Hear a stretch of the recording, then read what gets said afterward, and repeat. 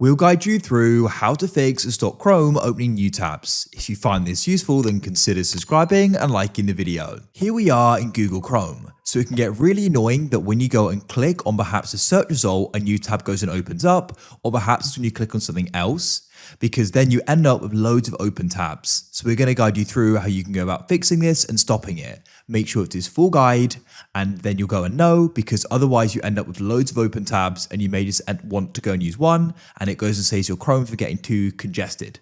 So to go and get started with this, for the first way, we need to head to Google. So you can't do this on the Google homepage. You need to actually go and type in Google and come to google.com.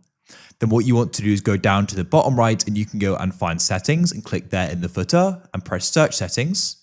Go to the left and press other settings and you'll find the option results new window. You want to go make sure that's turned off, as you can see. Next, you want to go to the top right of Chrome and press the three dots. Go down, you can press settings.